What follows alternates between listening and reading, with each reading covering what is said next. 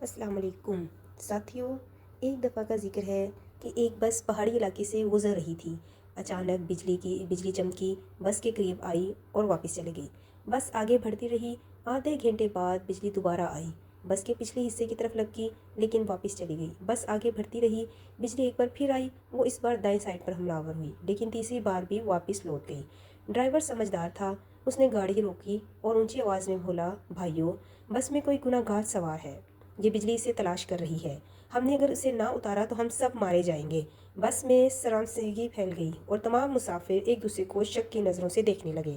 Driver نے مشورہ دیا، سامنے پہاڑ کے نیچے درخت ہے، ہم تمام ایک ایک کر کے اترتے ہیں اور درخت کے نیچے کھڑے ہو جاتے ہیں، ہم میں سے جو گناہ گار ہوگا بجلی اس پر گر جائے گی اور باقی لوگ بچ جائیں گے۔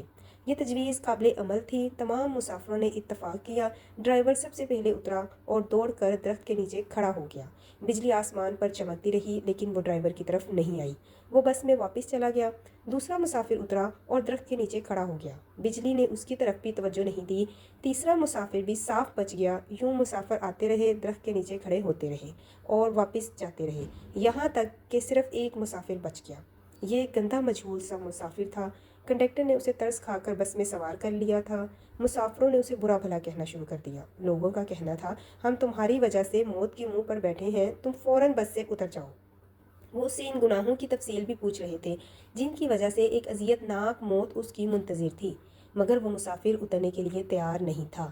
لیکن لوگ اسے ہر قیمت پر بس سے اتارنا چاہتے تھے۔ مسافروں نے پہلے اسے برا بھلا کہہ کر اترنے کا حکم دیا، پھر اسے پیار سے سمجھایا اور آخر میں اسے گھسیٹ کر اتارنے لگے۔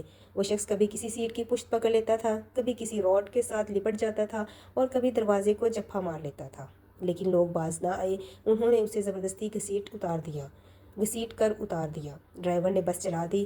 بس چوں ہی گناہ گار شخص سے چند میٹر آگے گئی، دھاڑ کی آواز آئی، بجلی بس پر گری اور تمام مسافر چند لمحوں میں جل کر بھسم ہو گئے۔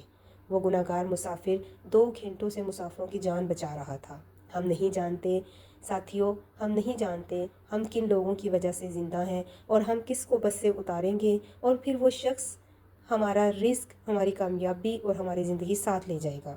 ہمیں کسی کو ظاہری طور پر دیکھ کر حقارت کرنے سے پہلے اپنے باطن کو پرکھ لینا چاہیے، کیونکہ عمل کا دار و مدار نیتوں پر ہے، اور آپ کی نیت آپ جانتے ہیں یا آپ کا رب۔ بہت شکریہ۔